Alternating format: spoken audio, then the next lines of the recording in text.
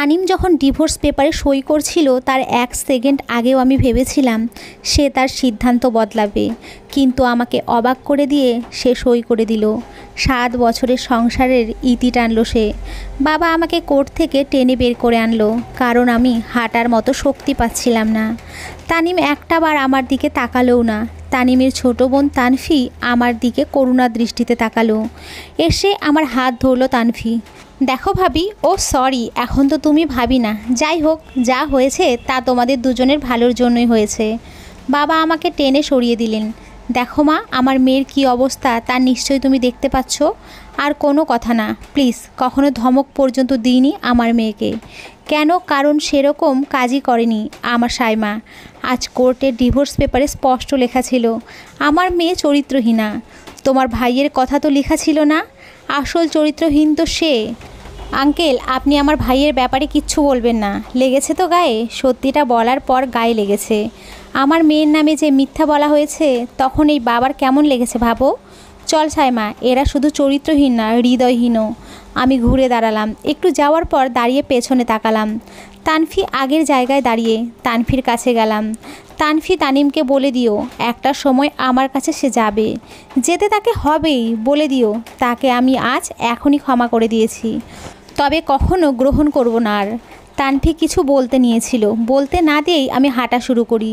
আমার কলিজাটা ছিঁড়ে যাচ্ছে। আমি কিভাবে মুভ অন করব তা ভাবতেই নিঃশ্বাস বন্ধ হয়ে আসছে। তানিমকে ভুলে থাকা আমার জন্য কতটা সহ্যকর তা আমি জানি না। তানিম আর আমার বিয়েটা পারিবারিকভাবে হয়েছিল। তখন আমি কলেজে ভর্তি হয়েছি মাত্র। তানিম আমাকে কলেজে যাওয়ার সময় দেখে আর তার পরের দিনেই বাসায় প্রস্তাব নিয়ে আসে। ছেলে এস্টাবলিশড, ভালো পরিবার, দেখতে সুন্দর। আমার বাবা মাও রাজি হয়ে যায়। 1 সপ্তাহের মধ্যেই বিয়ে হয়ে যায়। আমি কখনো রিলেশনে জড়াইনি। তানিমের সাথে প্রথম দিনে আমার স্বপ্নের কথা বলেছি। আমি আমার জামাইকে কেমন ভালোবাসবো, তার থেকে কি চাই, সব কিছু। আমার চাওয়াগুলো ছিল সামান্য। বৃষ্টিতে ভেজা, দুজনে মাঝে মাঝে রিস্কায় ঘোরা, হাত ধরে সোডিয়াম লাইটের আলোতে হাঁটা, মাঝে মাঝে ছোটোখাটো গিফট, হোক না তা একটা ফুল বা চকলেট। তানিমকে আর বলতে হয়নি। প্রতিদিন আসার সময় একটা ফুল এনে প্রপোজ করতো। মনে হতো যে প্রথমবার প্রপোজ করছে। ঘুরতে নিত। এদিকে আমার পড়ালেখাও চলছিল। শ্বশুর বাড়িতে মানুষ বলতে আমি, শ্বশুর শাশুড়ি, আমার ননদ আর তানিম মিলেমিশে বেশ চলছিল। বিয়ের 1.5 বছরের মাথায় তানিমের অফিসের এক কলিগ আমাকে কল দেয়। কল দিয়ে যা বলে তা শোনার পর হাত থেকে ফোন পড়ে যায় আমার।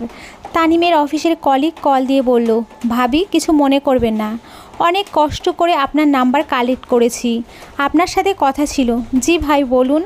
আপনি মানসিকভাবে প্রস্তুতি নেন ভাবি, যা বলবো তার মধ্যে একটুও মিথ্যা নাই। আপনি বলুন। আমার বুক ধুকপুক শুরু হয়ে গেছে তখন। কি বলবে, কি এমন কথা। এদিকে ভাতের ফ্যান উপচে পড়ছে, সেদিকেও আমার নজর নেই। আমার কেমন জানি ভয় ভয় লাগছিল। ভাবি, আপনার সাথে তানিম সাহেবের সম্পর্ক কেমন? এটা কেমন প্রশ্ন? সে আমার হাজবেন্ড, তার সাথে তেমনই তো সম্পর্ক হবে। ভাবি, বলতে চাচ্ছি ইদানিং কেমন? আগে যেমন ছিল তেমনই। কি বলেন? চিন্তার বিষয় তো। প্লিজ পেঁচাবেন না, কি বলবেন বলুন। তানিম সাহেব আবার বিয়ে করেছেন, 6 মাস হচ্ছে বিয়ের। আর ওনার দ্বিতীয় বউ প্রেগনেন্ট 3 মাসের। আমার হাত থেকে ফোন পড়ে গেল। ধপ করে নিচে বসে পড়লাম। তারপর তড়াক করে উঠে বসলাম। মনে মনে তানিমের কলিগকে আচ্ছা মতো ঝাড়লাম। ফোন উঠিয়ে নিলাম। ফোন অফ হয়ে গেছে। অন করে তানিমের কলিগকে কল দিলাম। ভাই, শান্তিতে আছি তা সহ্য হয় না? কেন আমাদের মাঝে ঝগড়া লাগাতে চাচ্ছেন? তানিমকে আমি চিনি, আপনার বলতে হবে না কিচ্ছু। ফোন কেটে দিলাম।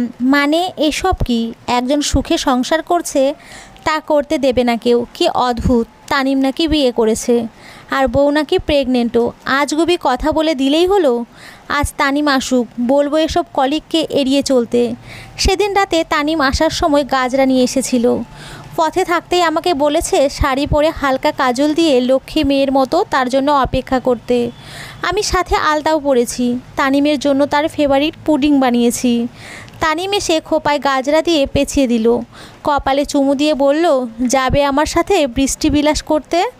এই মানুষ নাকি আমাকে ছেড়ে অন্য কাউকে বিয়ে করেছে। অদ্ভুত না? কারো সুখের সংসারে আগুন লাগাতে পারলেই যেন শান্তি পায় অনেকে। আমি আমাদের এই সুন্দর মুহূর্তে তানিমকে আর কিছুই বলিনি।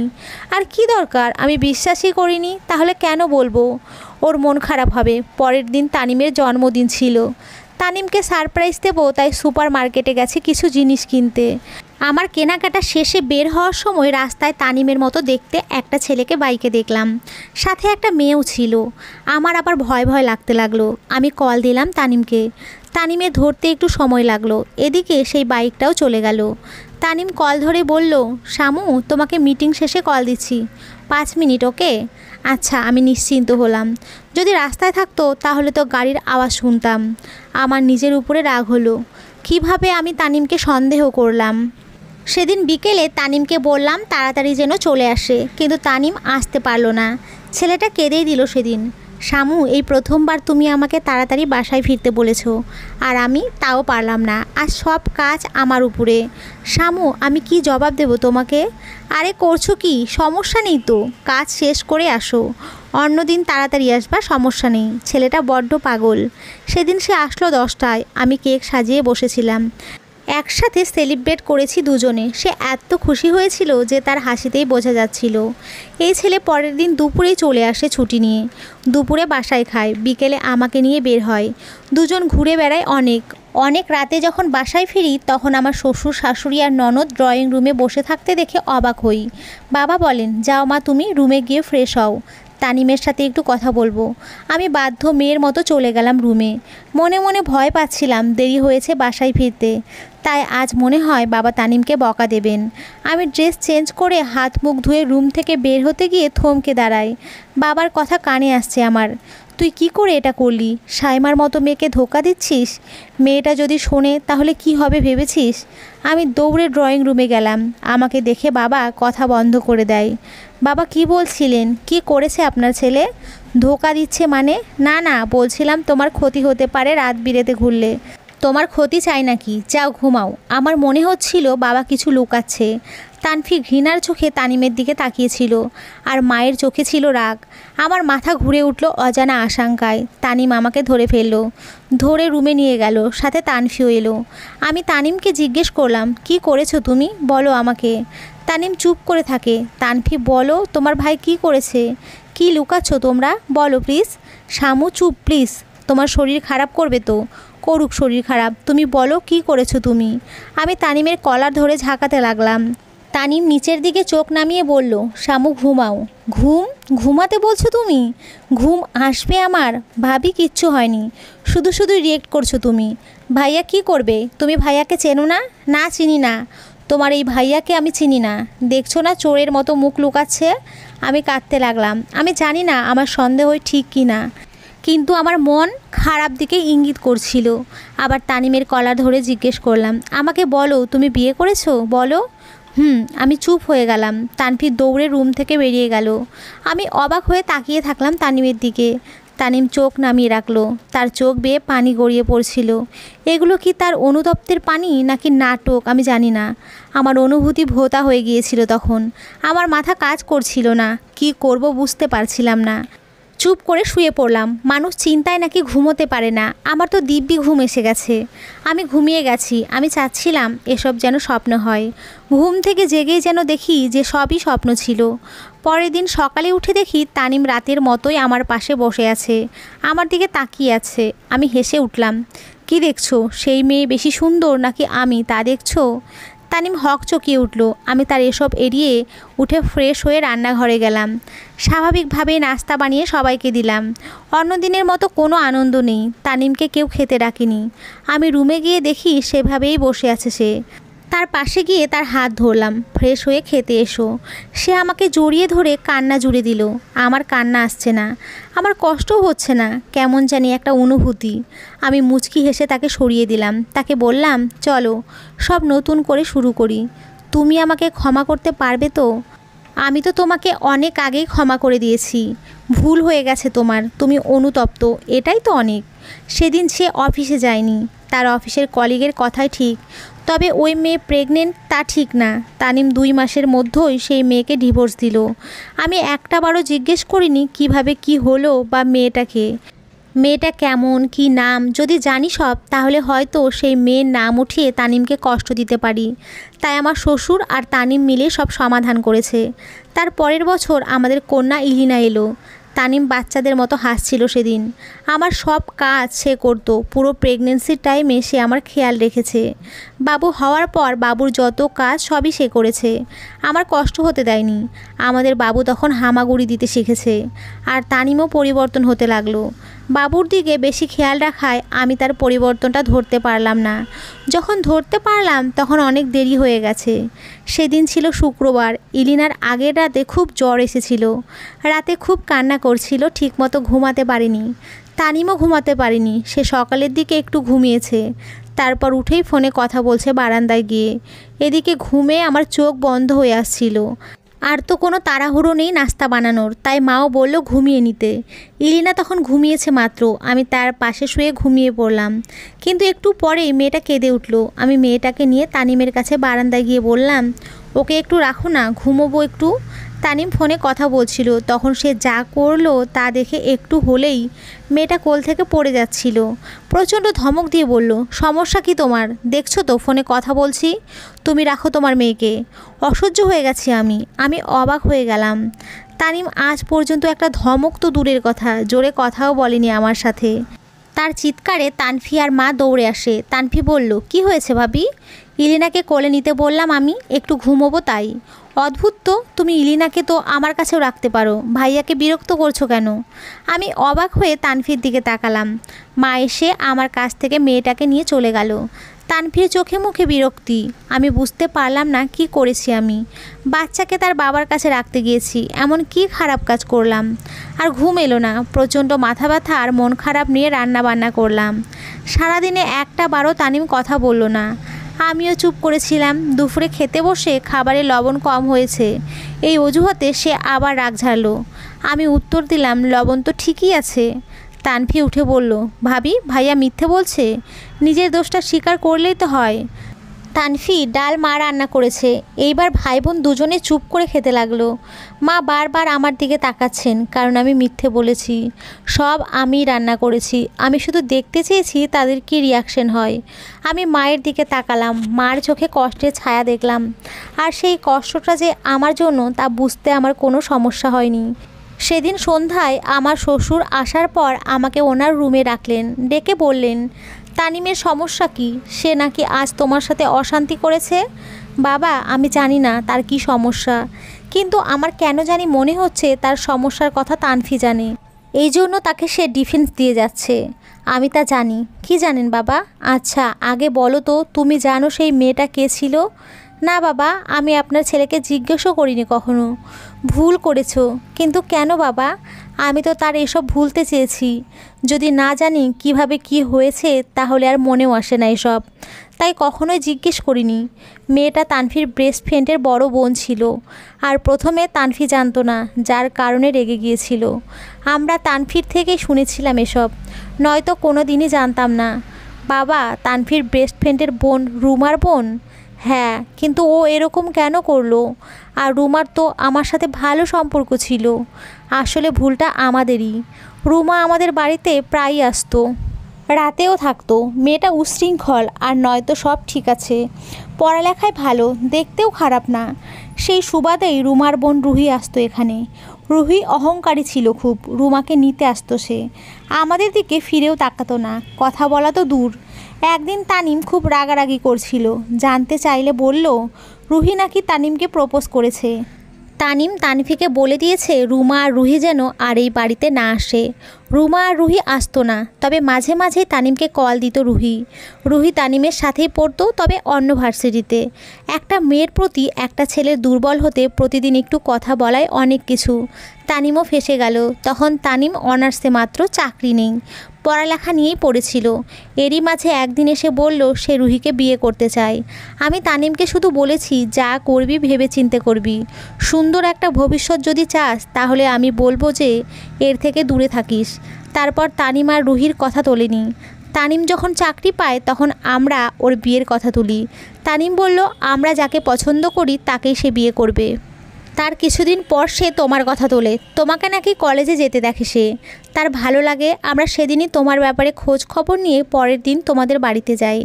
পরের ঘটনা তো তুমি জানোই, কিন্তু বাবা তানিমই তো আমাকে পছন্দ করেছে, তাহলে সে আবার রুহির কাছে কেন গেল? মোহ, তানিম যেখানে চাকরি করে সেখানেই রুহি চাকরি নেয়, তাদের মধ্যে আবার সখ্যতা গড়ে ওঠে। আমার মনে হয় এখন আবার তাদের মধ্যে সম্পর্ক চলছে। আমার গলায় যেন আস্ত একটা আপেল আটকে আছে, চোখের পানি অনবরত বের হচ্ছিল। বাবা আমার মাথায় হাত বুলিয়ে বললেন, তুমি ওর লিগাল ওয়াইফ, তুমি চাইলে ওকে ফেরাতে পারো। কিন্তু কিভাবে বাবা? বাবা কিছু না বলে তানফিকে ডাকলেন। তানফি আসার পর বললেন, তানফি তুই মনে হয় সব জানিস, রুহি আর তানিমের সম্পর্ক আবার শুরু হয়েছে তাই না? না বাবা, রুহি আপুর তো আরেক জায়গায় বিয়ে হয়ে গেছে। আমি আর বাবা দুজনেই চমকে উঠলাম। তাহলে তানিমের এরকম আচরণের কারণ কি?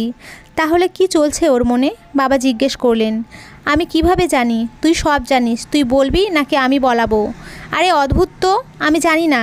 বাবা তানফিকে একটা থাপ্পড় দিয়ে আবার জিজ্ঞেস করলেন, বল এখনই, তুই সব জানিস। তানভি কাঁদতে কাঁদতে বলল, রুমার সাথে সম্পর্ক চলে ভাইয়ার, আর এটা 2 মাস ধরেই চলছে। রুমা আমাকে গত সপ্তাহেই বলেছে। আমি না করেছি, কিন্তু সে আমাকে ব্ল্যাকমেল করেছে বিভিন্নভাবে। যদি আমি সাহায্য না করি তাহলে আমার ক্ষতি করবে। কি ক্ষতি করবে? ব্ল্যাকমেল কিভাবে করছে? তানভি চুপ করে থাকে। বলবি তুই কিভাবে ব্ল্যাকমেল করছে? আমার কিছু ছবি আছে ওর কাছে, ভাইরাল করে দিবে বলছে। বাবা চুপ হয়ে গেলেন। এদিকে আমার মাথায় ঢুকছে না, একটা মেয়ের কাছে অন্য মেয়ের এমন ছবি কেন থাকবে যা ভাইরাল করা যায়?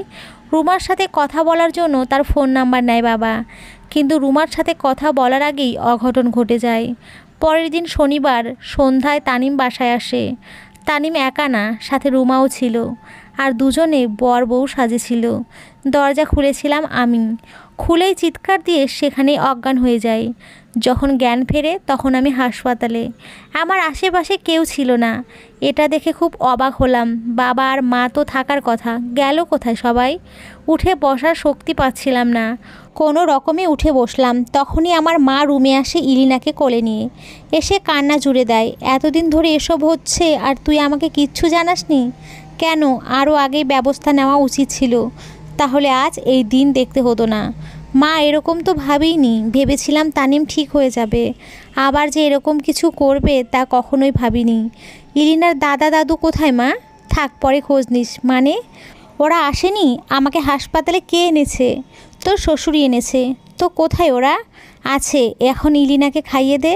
মেয়েটা ক্ষুধায় কান্না করতে করতে ঘুমিয়ে গেছে। মা কি যেন লুকোচ্ছে, বুঝতে পারছিলাম না আমি। ইলিনাকে খাইয়ে মাত্রই মার কোলে দিলাম। এমন সময় তানফি ঝড়ের বেগে রুমে এসে বলল, খেয়েছো তো আমার বাবাকে? শান্তি হয়েছে? আমার বাবা তোমার চিন্তাতেই শেষ হয়ে গেছে। কাল নাগিনি তুমি, খবরদার আমাদের বাড়িতে আসবে না তুমি। মানে কি তানফি, কি বলছো? তানফি যেভাবে এসেছিল সেভাবেই চলে গেল। মাকে জিজ্ঞেস করলাম কি হয়েছে। মার উত্তর শুনে আমার পুরো পৃথিবী যেন ঘুরে উঠল। আমি অজ্ঞান হয়ে যাওয়ার পর বাবা মা আর তানফি দৌড়ে আসে। এসে এসব দেখে বাবা তানিমকে বলে এখনই রুমাকে নিয়ে বাসা থেকে বেরিয়ে যেতে। এদিকে মা আর তানফি আমার জ্ঞান ফেরানোর জন্য অনেক চেষ্টা করে যাচ্ছিল। তানিম একটুও না দাঁড়িয়ে সোজা রুমাকে নিয়ে বেরিয়ে যায়। বাবা আমার বাবা মাকে কল দিয়ে আসতে বলে। অনেকক্ষণ পর্যন্ত চেষ্টা করেও আমার হুঁশ ফেরাতে না পেরে আমাকে হাসপাতালে নিয়ে আসা হয়। হাসপাতালে যাওয়ার পথে হঠাৎ আমার শ্বশুরের নিঃশ্বাস বেড়ে যায়। হাসপাতালে আসার আগেই উনি মারা যান। তাও এখানে এনে পরীক্ষা করা হয়, ডাক্তার বলে হার্ট অ্যাটাক করে মারা যান বাবা। আমার পৃথিবীটা থমকে গেল যেন। আমার এখনও মনে আছে বিয়ের দিন আমি তানিমদের বাসায় ঢোকার সাথে সাথেই বাবা বলেছিলেন আমাদের লক্ষ্মী এসেছে। সেদিন বাবা বলেছিলেন, মা তোমার যখন যা দরকার সব আমাকে বলতে পারবা। তোমার নিজের বাবাকে ছেড়ে এসেছো, কিন্তু মনে রাখবা আমিও তোমার বাবা। তোমার বাবাকে যেমন কষ্ট হলে শেয়ার করতে, তেমন আমার সাথেও করবা। আমি রান্না পারতাম না, আমার শ্বশুর আমাকে শিখিয়েছেন। সব দেখিয়ে দিয়ে বলতেন, তোমার শাশুড়িকে আবার বলো না যেন, সে একটু রাগী তো। আমার মাথার উপরে ছাদটাই চলে গেল সেদিন। বাবা ছিলেন তানিমদের বাসার একমাত্র ভরসা আমার জন্য। আমি কার কাছে মাথা গুঁজবো এখন? আমাকে আমার শ্বশুরের লাশ পর্যন্ত দেখতে দেয়া হয়নি। অথচ আমার দোষটা কোথায়? আমি বেহুশ হয়ে গেছি এটাই? কোনো মেয়ে তার বরের পাশে অন্য একটা মেয়েকে বধূ বেশে দেখে সহ্য করবে? তানিমকে তো ঠিকই বাবার লাশ দেখতে দেওয়া হয়েছে, বাবার কবরে মাটি দিতে দিয়েছে। আমার দোষটা কোথায় আমি বুঝতে পারলাম না। আমার মা বাবা আমাকে বাড়িতে নিয়ে গেলেন, আমাকে বললেন আমাকে নিয়ে নেবেন, কোনো দরকার নেই ওই বাড়িতে যাওয়ার। যেখানে আমার দোষ না থাকা সত্ত্বেও দোষী বানানো হয়েছে সেখানে যাওয়ার কোনো দরকার নেই। আমার শ্বশুর থাকলে না হয় ভিন্ন থাকতো অবস্থা। সেই ঘটনার পর 3 বছর কেটে গেছে, ডিভোর্স হবে হবে করেও হয়নি। আমিও গা দেইনি, কি হবে ওই কাগজে সই করলেও যা, না করলেও তাই। তানিম খোঁজ নিতে আসেনি একটিবারও। শুনেছি তানভীর বিয়ে হয়েছে, আমাকে বলেওনি। আমি মাকে কল দিয়েছিলাম কিন্তু মা কেটে দেয়। মেয়েরা এত বেহায়া হয় কেন? আমাকে তারা পাত্তাই দিচ্ছে না জেনেও আমার মন সারাদিন তাদের কাছে পড়ে থাকতো। মার সময়ে সময়ে ঔষধের কথা মাথায় আসতো আর বেদিশা হয়ে যেতাম মা ওষুধ খাচ্ছে কিনা তা ভেবে। তানভীর পরীক্ষার সময় ঘনিয়ে এলে আমার মনের মধ্যে ভয় এসে যেত। ওর অ্যাসাইনমেন্ট আমি রেডি করতাম, পরীক্ষার আগের রাতে ও নার্ভাস হয়ে যেত, জ্বর এসে যেত। বেচারি এখন কি করছে? ওর পাশে তো আমিই থাকতাম, এখন কি রুমা থাকে? একদিন বিকেলে ছাদে ইলিনাকে নিয়ে খেলছিলাম। ইলিনা দৌড়াচ্ছে, আমি তার পিছু পিছু হাঁটছি। ওকে ধরতে পারছি না এটা ভেবে ইলিনা খিলখিল করে হাসছে। মেয়েটার কোকড়া চুল বারবার সামনে এসে পড়ছে আর ও হাত দিয়ে সরিয়ে দিচ্ছে। তানিমের চুলও কোকড়া ছিল। ইলিনার দিকে তাকালে তানিমের প্রতিচ্ছবি দেখি, নিজেকে সান্ত্বনা দেই। তানিমের একটা মহামূল্যবান উপহার আমার কাছে আছে। ইলিনাকে নিয়ে খেলার সময় হঠাৎ রাস্তায় দেখলাম তানিম। 3 বছর পর দেখলাম, একটুও বদলায়নি। এখনও হাঁটার সময় এদিক ওদিক তাকায় বাচ্চাদের মতো, নখ কামড়াতে কামড়াতে হাঁটে। আজও বেখেয়ালির মতো শার্টের এক কোণা ইন করা আর এক কোণা বাইরে। একটা পরিবর্তন আছে অবশ্য, চোখের নিচে কালি, কেমন জানি দিশেহারা ভাব। ইলিনাকে নিতে আসেনি তো বুকটা ধক করে উঠল। আমি কিছুতেই ইলিনাকে দেব না। ইলিনা জানে তার বাবা বিদেশে থাকে। মেয়েটা প্রতিদিন বাবা কবে আসবে বলে বলে জান দিয়ে দেয়। আর যদি বাবাকে পাই তাহলে তো আর ভাবতে পারছি না আমি। ইলিনাকে বুকে আঁকড়ে ধরে বসে থাকলাম। বেশ কিছুক্ষণ পর তানিম ছাদে এলো। বুঝতে পারছি না মা কিভাবে ওকে ছাদে আসতে দিল। বাবা বাসায় নেই। বললাম না, মেয়েরা খুবই বেহায়া আর আবেগী, অল্পতেই গলে যায়। মাও নিশ্চয়ই গলে গেছে। তানিম ছাদের দরজার কাছে দাঁড়িয়ে আছে, ছল ছল নয়নে তাকিয়ে আছে আমার দিকে। ইলিনা বারবার জিজ্ঞেস করছে, আম্মু উনি কে? একটু পর তানিম এগিয়ে এলো, এসেই আমার পায়ে পড়ে সেই কান্না জুড়ে দিল। আমি হতভম্বের মতো বসে আছি, কি করব বুঝেই উঠতে পারছি না। ইলিনা কোল থেকে নেমে তানিমের পাশে দাঁড়িয়ে বলল, তুমি কি আমার বাবা? তোমার উপরে আমি রাগ করব? আম্মু তো রাগ না, আম্মু তো তোমাকে দেখেছে আগে, আমি তো দেখিনি, তাই আমি রাগ। তুমি আম্মুর পায়ে কেন ধরছো? আমাকে কোলে নাওনি কেন? চকলেট এনেছো? তানিম মাথা উঠিয়ে ইলিনাকে জড়িয়ে ধরল। এই দৃশ্যটা দেখার জন্যই যেন আমার মন এতদিন আগুপাকু করছিল। নিজের অজান্তেই মুখে হাসি ফুটে উঠল। মেয়েরা বড্ড বোকা, নয়তো এভাবে একটা ধোঁকাবাজের কান্নায় গলে যায়। তানিম আমার হাত ধরে, আমি যেন রোবট, কিচ্ছু বলতে পারছিলাম না, নড়তেও পারছিলাম না। কেমন জানি স্বপ্ন স্বপ্ন লাগছিল সব। শামু, প্রকৃতি প্রতিশোধ নেয়। রুমা অন্য এক ছেলের সাথে চলে যায়। আমার 3টা বছরের একটা দিনও শান্তিতে কাটেনি। তোমার অভাব আমি প্রতিটা সেকেন্ডে অনুভব করেছিলাম। তোমার প্রতি যে অন্যায় করেছি তার ক্ষমা আসলে হয় না। 3 বছরে একবারও তো খোঁজ নাওনি। কোন মুখে নেব? আমার কি সেই মুখ আছে? আমি তো তোমার সামনে আসার যোগ্যও না। আজ অনেক কষ্টে সব লজ্জা কাটিয়ে চলে এসেছি।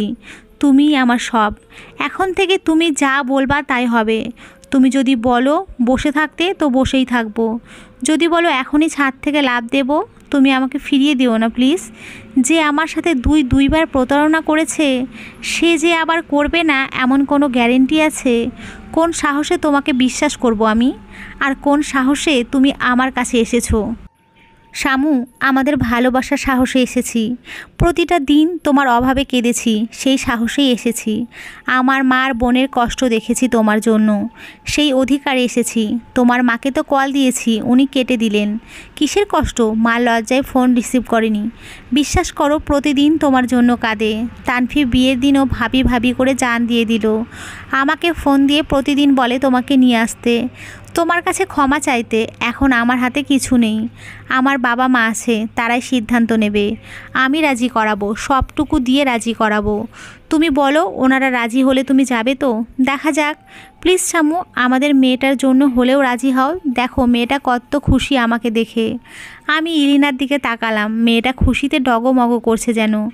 বাবা বাবা বলে ছড়া সাজাচ্ছে, বাবার হাঁটুতে বালু ঝেড়ে দিচ্ছে। আমার কেন জানি মায়া লাগলো মেয়েটার জন্য। আমি তানিমকে কি করে বিশ্বাস করব? দোটানায় পড়ে গেলাম। বাবা আসলো সন্ধ্যার পরে। সাধারণত বাবা এশার নামাজের পরেই আসে। এসে আগে ইলিনাকে কোলে নেয়, নিয়ে দিনের হালচাল জিজ্ঞেস করে। আমার মাথায় হাত বুলিয়ে বলে, হ্যাঁ রে মা, তোর কোনো অসুবিধা হচ্ছে না তো? শরীর ভালো তো?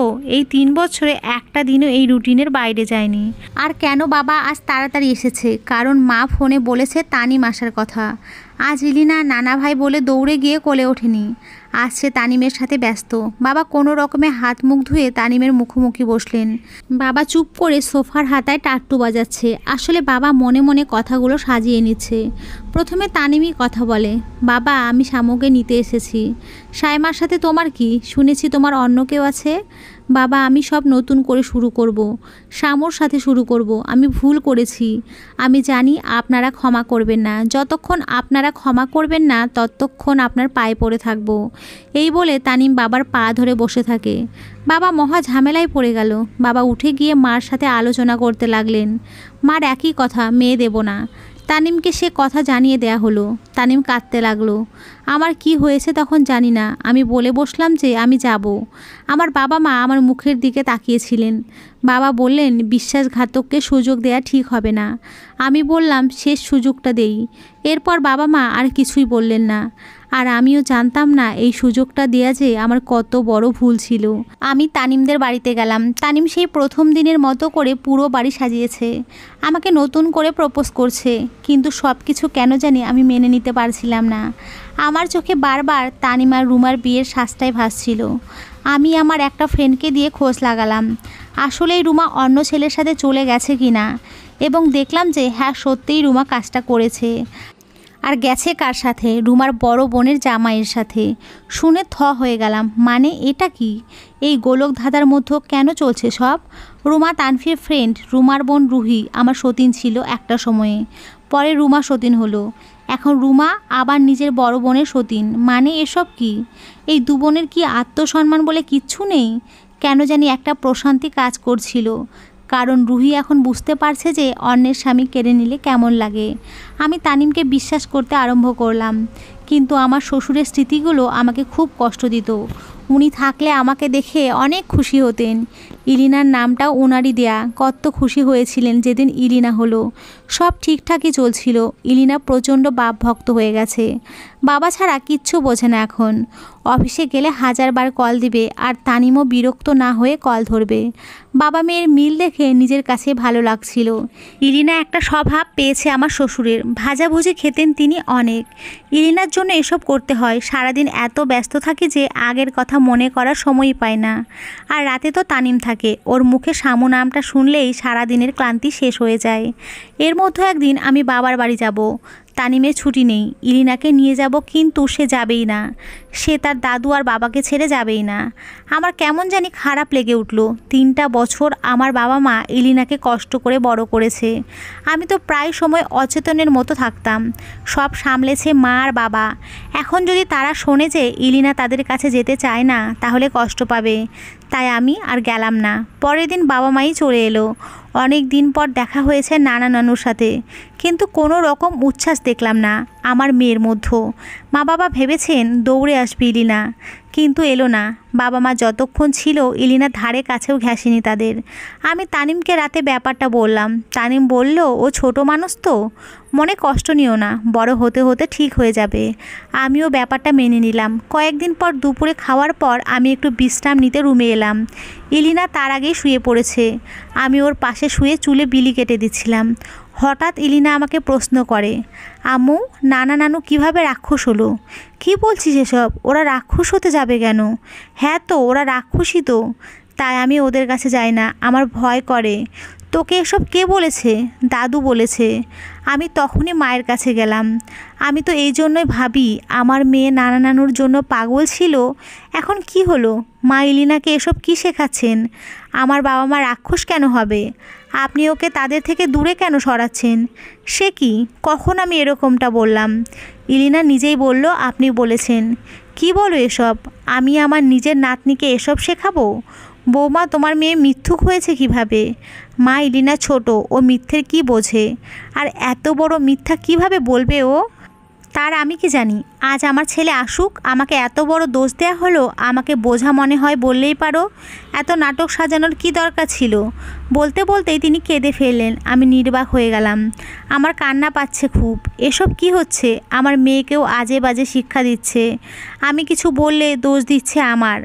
আমি রুমে চলে গেলাম। ইলিনাকে কি বোঝাবো এখন? কি বলবো? তার দাদু মিথ্যেবাদী? আমি তো এই শিক্ষা দিতে পারবো না কোনো মতেই। সেদিন রাতে মা খেতে আসেননি। তানিম বারবার ডাকার পরেও আসেননি। পরে তানিম মার রুমে গিয়ে জিজ্ঞেস করলেন কি হয়েছে। ডুকরে কেঁদে উঠে মা সব বলল। তানিম আমাকে ডেকে বলল, ইলিনা সত্যি এরকম বলেছে? হ্যাঁ। ঠিক আছে, তুমি যাও, আমি চলে এলাম। আমার তাদের কথোপকথন শোনার কোনো ইচ্ছেই হচ্ছিল না। একটু পর তানিম রুমে এলো, সাথে মাও এলেন। এসে মা বললেন, আমাকে মাপ করে দাও বৌমা, আমার আসলে উচিত হয়নি ছোট বাচ্চাকে এসব শেখানো। আমি তো গল্পর ছলে বলেছিলাম, ইলিনা যে এটাকে মনে গেঁথে নেবে ভাবিনি। এটা বলেই মা চলে গেলেন। তানিম আমার পাশে বসে আমার হাত ধরে বলল, শামু, মার বয়স হয়েছে, কি বলতে কি বলে জানে না। কিছু মনে করো না প্লিজ, সমস্যা নেই, যা হওয়ার হয়ে গেছে। উনি ভুল বুঝতে পেরেছেন, এটাই অনেক। তারপরে আর কোনো উল্লেখযোগ্য ঘটনা ঘটেনি। সকালে আমার কপালে চুমু এঁকে তানিম অফিসে যেত। আসতো ফুল নিয়ে। বৃষ্টি হলে বারান্দায় দাঁড়িয়ে হাত বাড়িয়ে বৃষ্টির ফোঁটা ছুঁয়ে দেয়া। মাঝে মাঝে এখানে ওখানে ঘুরতে যাওয়া, এটা ওটা গিফট করা, এসব নিয়ে সুখে দিন কাটাচ্ছিলাম। আমার ডিভোর্সে 4 মাস আগে একদিন তানফি আসে ওর জামাইকে নিয়ে। ঘরের মধ্যে একটা উৎসব উৎসব ভাব এসে যায়। রান্না বান্না করলাম, তানফির খোঁজ খবর নিলাম। তানফির বাচ্চা হচ্ছে না। অনেক চেষ্টা করেছে, চিকিৎসা করেছে, কোনো লাভই হচ্ছে না। এখন কোথাও পাওয়া গেলে দত্তক নেবে বাচ্চা। খাওয়া দাওয়া শেষে আমরা সবাই ড্রয়িং রুমে আড্ডা দিচ্ছিলাম। এমন সময় কলিং বেল বাজে। আমি গিয়ে দরজা খুললাম। খুলে দেখি একটা ছেলে দাঁড়িয়ে আছে। আমাকে দেখেই এসে জড়িয়ে ধরে। আমি ধাক্কা দিয়ে সরিয়ে দিই। এসব কি অসভ্যতামি? এভাবে গায়ে হাত দিচ্ছেন? কে আপনি? সাইমা, আমি। তুমি কি বলছো এসব? মানে কি? আমি রায়হান, আমাদের নিয়মিত কথা হয়। দেখো, অনেক কষ্টে তোমার ঠিকানা জোগাড় করেছি, ফিরিয়ে দিও না প্লিজ। পাগল হয়ে গেছেন? আমি আপনাকে চিনিই না। তানিম এগিয়ে এসে বলল, ওর সাথে কথা হয় মানে? কোনো প্রমাণ আছে? ছেলেটা পকেটে হাত ঢুকিয়ে পকেট থেকে মোবাইল বের করে কিছু কনভারসেশন দেখালো, যেখানে আমার নাম এবং ছবি দিয়ে আইডি ওপেন করা এবং প্রণয় জাতীয় কথাবার্তা লেখা। আমি অবাক হলাম। আমার ফেসবুক আইডি আছে, তবে আমি লগ ইন করি না অনেক দিন। লগ ইন করলেই অনেকে অনেক কথা জিজ্ঞেস করে, আমার অসহ্য লাগে এসব, তাই লগ ইন করি না। আর আমি নাকি ফেসবুকে একটা ছেলের সাথে প্রেমও করে ফেলেছি। এসব ভাবতে না ভাবতেই তানিম আমাকে সজোরে থাপ্পড় দিল। আমি দোষী ছিলাম, সব দোষ স্বীকার করে তোমার পায়ে ধরে ক্ষমা চেয়ে তোমাকে কত তোষামত করে এই বাড়িতে আনলাম, আর তুমি সব কিছুর এই মূল্য দিলে? আমি তো পাপী, আমি তো খারাপ, তুমি তো তলে তলে আরও খারাপ। তানিম, বিশ্বাস করো। চুপ। তোর মুখে বিশ্বাস শব্দটাই শুনতে চাই না আমি। তুই বিশ্বাসঘাতক, চরম বিশ্বাসঘাতক তুই। তানভি এগিয়ে এসে বলল, ছি ভাবি, আমার হাজব্যান্ডের সামনে আমার মান সম্মানও রাখলে না। ও জেনে গেছে আমার ভাবি এরকম। মা এসে বললেন, একদিন তো খুব বড় বড় কথা বললে, আমি ইলিনাকে কি শিক্ষা দিচ্ছি তা নিয়ে কথা বললে। নিজেই তো ঠিক নাই তুমি। এখন ইলিনা কি শিখছে? আমার সব স্বপ্ন মনে হচ্ছিল সেদিনই বাবা মাকে খবর দেয়া হলো। সেই ছেলেটা সব প্রমাণ দিয়ে চলে যায়। তার নাকি আমার মতো মেয়ের দরকার নাই। সে নাকি জানতো না আমি বিবাহিত। ডিভোর্সের দিনও আমি ভাবছিলাম, তানিম তো জানে আমি কেমন। এত কিছুর পরেও আমি তাকে গ্রহণ করেছি, আর সে ভুল বুঝে কোনোভাবেই ডিভোর্স দেবে না আমাকে। কিন্তু না, তানিম সব রেডি করতে থাকে। নিজের উপরে ঘৃণা হচ্ছিল তানিমের প্রতি, এখনও ভালোবাসা কাজ করে। ইলিনাকে কোর্ট জিজ্ঞেস করেছে সে কার কাছে থাকতে চায়। ইলিনা বলেছে বাবার কাছে। আমাকে একাই আসতে হলো বাবার বাড়িতে, এক ডিভোর্সি মেয়ে হয়ে। কিন্তু আমি জানি ইলিনা আমার কাছে আসবে, কারণ এটা তো মোহ। এক ধরনের মোহে জড়িয়ে গেছে ইলিনা। আমার অভাব বুঝবে প্রতিটা পদে পদে, আর অবশ্যই আসবে আমার কাছে। কিন্তু তানিম, সে তো আসবে না। আমি যেমন তাকে সুযোগ দিয়েছি সে তো দেবে না। দোষ না করা সত্ত্বেও সে দোষ দিচ্ছে আমাকে, তাহলে তার থেকে আর কি আশা করব আমি। এরপর আমি আবার পড়ালেখা শুরু করতে চাই, কিন্তু কিছুতেই মন বসাতে পারিনি। পরে কিছু হাতের কাজ শিখে নিজের হাত খরচ চালানোর মতো টাকা রোজগার করি। বাবার ঘাড়ে বসে কতদিন খাবো। তার মধ্যে একদিন সন্ধ্যায় বাসায় সেই ছেলেটা আসে, এসে আমার পায়ে ধরে, আপু আমাকে মাফ করে দেন। সেদিন আমাকে নাটক করতে বলেছে তানিম ভাই। আমি ওনার ভার্সিটির জুনিয়র ছিলাম, আমার টাকার খুব দরকার ছিল, তাই এসব করতে বাধ্য হয়েছি। আমাকে টাকা দেবে বলেছে, টাকা দিয়েছেও। আমার মায়ের ওপেন হার্ট সার্জারির জন্য টাকা নিয়েছি, কিন্তু এই হারাম টাকায় আমার মায়ের চিকিৎসা হলেও মাকে বাঁচাতে পারিনি। আবারও মুচকি হাসলাম, প্রকৃতি প্রতিশোধ নেয়। আমি সেদিন পারলে চরিত্রহীনা ট্যাগটা ওঠাতে পারতাম, কিন্তু আমি তানিমের মুখোমুখি হতে চাইনি আর। আমার ডিভোর্সের প্রায় 9 মাস পর একদিন তানফি আসে ইলিনাকে নিয়ে। কেমন জানি বিধ্বস্ত লাগছিল ওকে। ও এসে যা বলল, তারপর আমি আবার মুচকি এসে ভাবলাম প্রকৃতি প্রতিশোধ নেয়। যেদিন তানিম আমাকে আর ইলিনাকে নিতে এসেছিল তার 1 সপ্তাহ আগে সে জানতে পারে আমার শ্বশুর ইলিনা হওয়ার পর ইলিনার নামে 5 লাখ টাকা রাখেন। সেই টাকা ছিল ওনার জমি বিক্রির টাকা। এটা আমি জানতাম, বাবা আমাকে সবাইকে বলতে না করেছিলেন। এরা এই 5 লাখ টাকার লোভে এসেছিল আমাদেরকে নিতে।